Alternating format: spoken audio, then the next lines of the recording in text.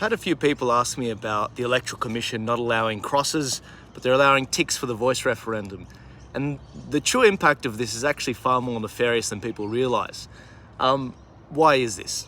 In order for a referendum to pass, as you guys know, it requires a majority of states, so at least 4 out of the 6 states, to vote yes in a majority, so 51% in each of those states. Now, the ranking of these states, where it is right now, the home of the no vote is Queensland, then WA, then the ones on the fence are South Australia, New South Wales, and then the most likely to vote yes are actually Victoria and Tasmania. Now, the reason why crosses not being accepted is so nefarious, because if in any one of those states, especially those swing states like South Australia and New South Wales, if there is more than 1% of people that are using a cross, and those crosses just get rendered irrelevant and not counted because of the Electoral Commission, we could see a situation where a whole state flips and it could get this thing passed or not passed. Now, I'm particularly worried about New South Wales as one of those swing states because it has a huge invalid vote rate. In the last federal election, it had about 16% of its vote, which was invalid, people not rocking up to vote, or people not understanding the language and just not understanding how to vote properly. So that's 900,000 voters. In areas like Bankstown, where there's a 20% invalid vote rate, many of those people don't understand the language, so they may well use crosses to vote no.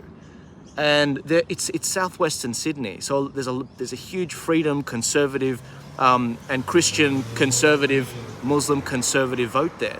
So what I'm really worried about is New South Wales as a swing state could actually flip because of this one rule from the Electoral Commission. Now, to the Electoral Commission's credit, they're actually policing this online. On Twitter, I saw them write this particular tweet calling out someone that was actually sharing a post that encouraged people to have a cross on it. As you can see, Richard's put this photo up with a cross on it, and the AEC has actually replied to it. You appear to be deliberately spreading false information about voting instructions, and it is not helpful. The instructions, and then in brackets they've got write yes or no in full, are very clear on a range of communication, including the ballot itself. The vast majority of Australians will follow them. It's unclear if Richard actually is promulgating this or calling it out, but he has shared a graphic with a cross in it, and that's something we shouldn't do. Whilst this is good to see, we can't see these rules stay for the referendum on the 14th of October.